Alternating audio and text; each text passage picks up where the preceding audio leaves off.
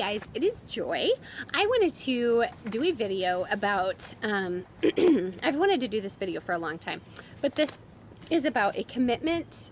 It's a commitment worksheet that I got from Confessions of a Homeschooler, and I'm sorry I have a summer cold, so forgive my voice if it gives out on me. But Confessions of a Homeschooler is an amazing woman. I love her to death, and I have gleaned so much knowledge from her over the years. And I just wanted to point out one of the amazing things she has on her website, a really great resource. So it's called a commitment worksheet. Just so you can see that right there. I was going to explain this to you real quick, and then I was going to tell you hopefully a quick story. I'm not really quick at telling stories, but I will try. Okay, so commitment worksheet.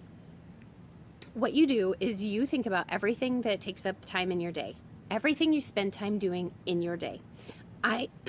As you saw in here, I put wife, mother, daughter, sister, and then to go down the list, I put homemaker, homeschooler, and then I put classical conversations, working out, Sunday school, YouTube, and photography. So for Sunday school, I direct a pre-K, the pre-K department at our church, and up until just like a month ago, I was doing it by myself. And we go to a church of like 5,000 people, so there's definitely there's probably, I mean, it kind of fluctuates, but on the highest Sunday, I mean, we can have 65 kids, and we have 2 hours of 65 kids, so it can be a lot of kids. So just so you know that Sunday school, it's not like, oh, I go and I help out for an hour or whatever. It's a fairly big commitment. So okay, and then I wrote all those out.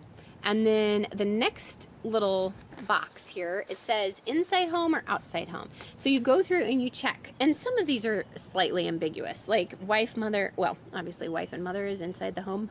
You know, mostly I would put that. But daughter and sister, like, you know, you don't have to be too specific on those. I just don't check those boxes. And then you go through all of that. And like, obviously Sunday school is outside the home. Photography, outside the home. Things like that. And the next two columns are, the first question says, does this benefit our family? And the next question says, does this take away from our family? And I like that she left some extra space, like bigger boxes, because I do put, like, does this benefit our family? Like photography, I put yes, monetarily. So I like to put like how it benefits our family. Like homeschooling, obviously, you know, you can list out whatever benefits you want there, but big ol' yes. And then does it take away from our family? Like Sunday school, for example. So until I had someone else come and help me direct, like co-direct with me, I would go at 8:30 on Sunday morning, and then I wouldn't get home until like 12:45 on Sunday afternoon. And I feel like that did take away from our family. I would put yes, it takes away from our family, because it is like, it takes away from our Sunday morning. You know, if you have certain things that you do on Sunday morning, like a slow breakfast or whatever, it does take away.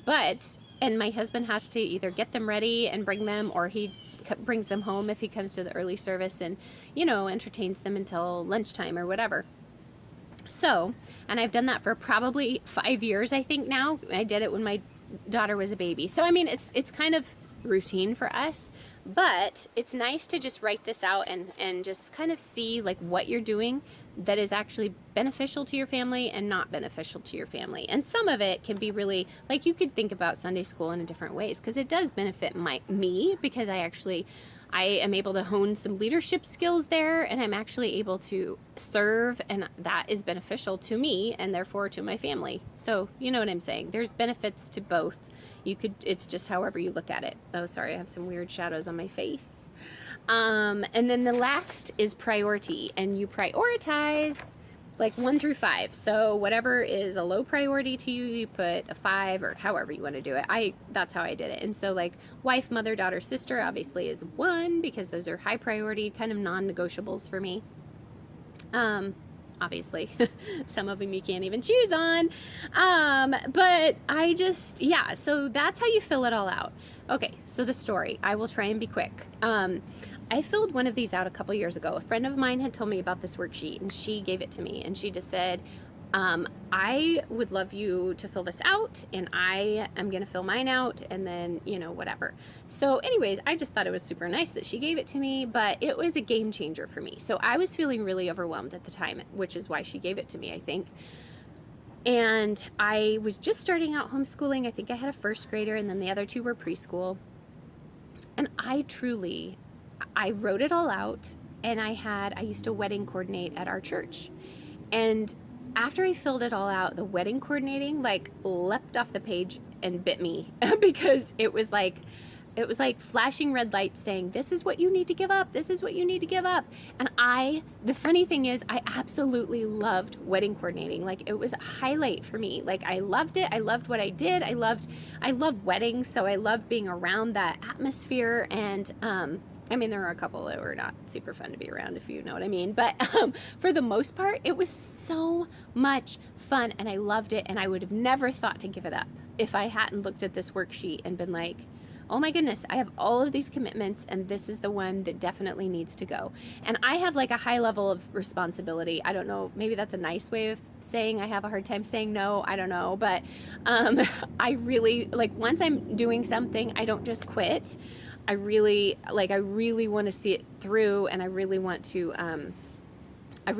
finish it and do it well. I want to do it well, because some things you just can't finish, but I want to do it well. And so that was one where I just felt major trepidation about talking to the lady I had to talk to, and she's sweet as pie, but I just felt bad. And at that point I was heading up the wedding coordinators, because we had 6 at our church. And so I felt really bad because I had only done that for about a year, and I thought, oh my gosh, and the lady who did it before me did it for 15 years, And so anyways, a little side story that plays into this big time.